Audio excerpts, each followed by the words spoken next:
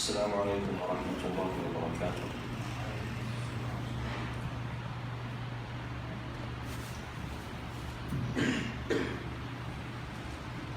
الله أكبر الله أكبر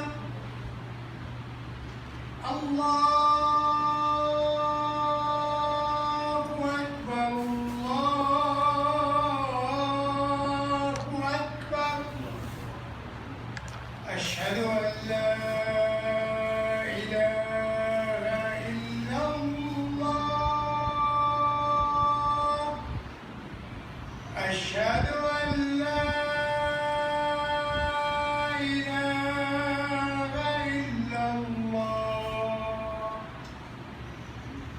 أشهد أن محمدًا رسول الله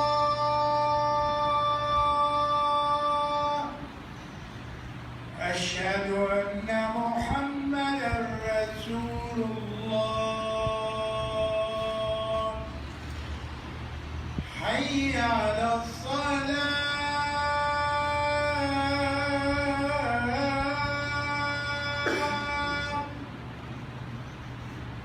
حي على الصلاة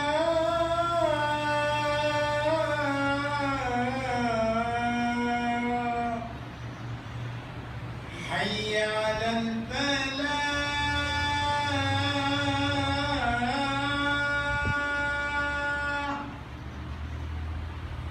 حي على الفلاح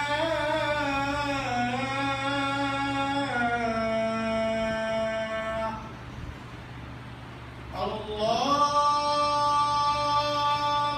أكبر الله أكبر لا إله إلا الله.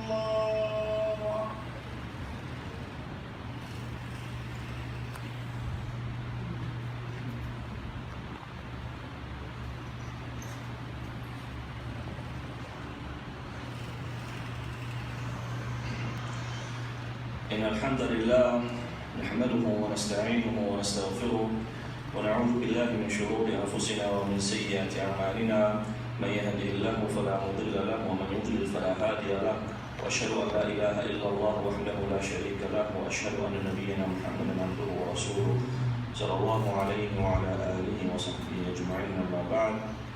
Dear brothers in Islam, the best way to get close to Allah subhanahu wa ta'ala is through knowledge.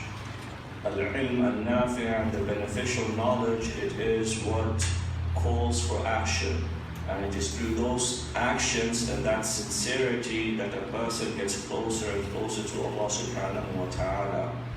And in order for us to gain this beneficial knowledge that we need to worship Allah subhanahu wa ta'ala in the correct way, we study the Book of Allah, the Quran, and we study the Sunnah, the traditions of the Prophet sallallahu alaihi wasallam. Now, I wish to highlight some upcoming classes beginning tonight and tomorrow. Inshallah, we will be going through tafsir, explanation of the Quran. One such chapter that we'll be going through tonight and the coming classes is the surah that is known as Al-Qasas. And in this khutbah, inshallah, we'll keep it brief, but we will highlight some of the major benefits or points that we can derive from this one surah in the Quran. First and foremost, this chapter, it is a chapter about the story of Musa alayhi salam. And we follow the journey of Musa alayhi salam throughout his life. And the first point to mention here is to highlight the irony of the fact that Fir'aun ended up being the one who raised Musa alayhi salam. Let's just pause and think about that for a moment. Fir'aun, the one who said, Ana rabbukumul a'la, I am your Lord the Most High. When he tries his best to remain in power, Allah subhanahu wa ta'ala not only sends to him someone that will be his destruction, but Allah subhanahu wa ta'ala makes Fir'aun himself feed that individual, raise him in the same household, and this shows the ultimate power of Allah subhanahu wa ta'ala.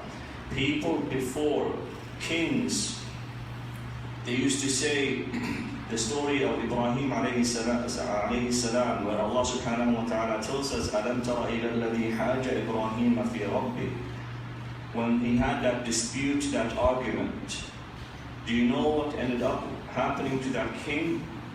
The king, as scholars, they say his name was Nimrud. And this king, Allah subhanahu wa ta'ala, to humiliate this man, Allah subhanahu wa ta'ala sent a fly or a ba'uda, a mosquito, to go up this man's nose. And this ultimately led to his destruction. And again, this shows a king who used to say, I am the one that causes life and causes death and gives people what they need. He was destroyed by something that he could not even control, something as small as a fly. Another great benefit of this story is the patience and the tawakkul that Allah subhanahu wa ta'ala shows us through the mother of Musa alayhi salam, through the mother of Musa alayhi salam. Imagine the love a mother has for her child. During those difficult times, she asks Allah subhanahu wa ta'ala for help. And what is the command that Allah subhanahu wa ta'ala gives her? The opposite. Put the child in the taboot, into that cradle, and throw him فَأَلْقِيهِ فِي الْيَمِّ, and throw him into the river. Something that would, without the help of Allah subhanahu wa ta'ala, have been a clear destruction. That child would have drowned. Animals would have eaten that child. But not only did Allah subhanahu wa ta'ala save that child, Allah subhanahu wa ta'ala promises the mother of Musa alayhi salam, إِنَّا رَادُوهُ إِلَيْكِ وَجَعِلُوهُ مِنَ الْمُرْسَلِينَ, that we will bring this child back to you. Not only that, but he will become a messenger. He will become amongst the messengers. And one point that we often forget to mention is how these circumstances came about. The mother of Musa alayhi salam, she put Musa alayhi salam into the cradle and threw him into the river. We are told through the Quran that she sent the daughter to find out what happens to the child, to the young boy. And subhanAllah, Allah made it in such a way, not only was she able to be the one that breastfeeds the child, Musa alayhi salam, but she did so on her own terms, and she would be paid for it. And they would bring this little baby back to her house, back to her home, and she would get income from that. Imagine that. She is breastfeeding what child? Her own child. And these are the same people that want to see this child dead in particular. Yet Allah subhanahu wa ta'ala, like He tells us in the Quran, إِنَّ اللَّهَ عَلَى كُلِّ شَيْءٍ قَدِيرٌ. These are just some of the benefits, and inshallah the next part will mention a few more. أقول ما تسمعون وأستغفر الله لي ولكم ولسائر المسلمين من كل ذنب فاستغفروه إنه هو الغفور الرحيم.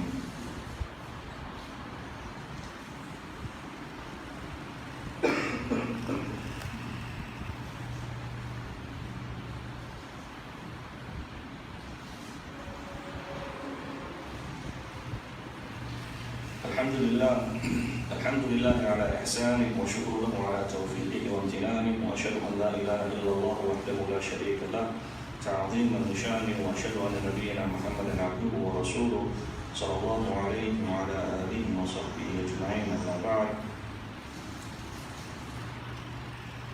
One of the most powerful dua that has been recorded in the Quran, said by any prophet, is the dua of Musa alayhi salam when he is running away from the people of Fir'aun, does not know where he is about to end up, has no idea where to find safety and shelter. He says this dua almost giving up hope. And he says, Rabbi inni lima anzalta ilayya min khairin faqir. Oh my Lord, I am faqir, I am in need of any khair, any good that you can send my way. And we highlight this dua because many people, they think it is only about the dua or the wordings of the dua. So they will repeat this dua themselves. But they'll forget that there are circumstances around that dua that made it so powerful. What was Musa alayhi salam doing just before? What he was doing just before was helping people.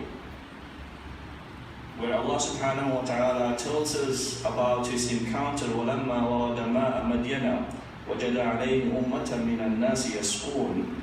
And he helped those two women. And it was after that he finished helping them, تَوَلَّى إِلَى الظِّلِّ, that he sought comfort or rest in the shade. So the point here, brothers, is that if we want our dua to have the same impact or be as powerful as the one that Musa alayhi salam gave, one of the ways to do so is that before you make dua, you've preceded with a good deed. You precede your dua with a good deed. Whether it is helping someone, being in touch with family and friends, charity, whatever you can, by doing so, the dua is more likely to be accepted. Now, there are so many points that we can mention, one after the other, about this great surah. But we don't have to cover it during the khutbah. I invite brothers and sisters to follow us from home or even here in the masjid. These classes will be every Friday and Saturday at 7:30 inshallah here at the masjid. And there's other classes as well throughout the week.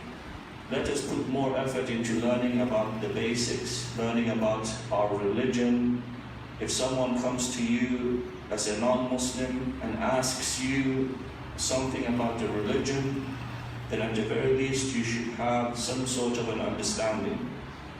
ثم اعلموا أيها المؤمنون أن الله أمركم بأمر بدأ به بنفسه وثنى بملائكة قدسه وثلث بكم أيها المؤمنون من جنه وإنسه فقد قال الله تبارك وتعالى إن الله وملائكته يصلون على النبي يا أيها الذين آمنوا صلوا عليه وسلموا تسليما اللهم صل وسلم على نبينا محمد وعلى آله وصحبه أجمعين وارض اللهم عن خلفائه الأربعة أبي بكر وعمر وعثمان وعلي وعن سائر الصحابة ومن تبعهم بإحسان إلى يوم الدين وعنا معهم برحمتك يا أرحم الراحمين اللهم أعز الإسلام والمسلمين اللهم أعز الإسلام والمسلمين اللهم أعز الإسلام والمسلمين يا رب العالمين اللهم اشف مرضانا ومرضى المسلمين اللهم اشف مرضانا ومرضى المسلمين اللهم اشف مرضانا ومرضى المسلمين برحمتك يا أرحم الراحمين ربنا آتنا في الدنيا حسنة وفي الآخرة حسنة وقنا عذاب النار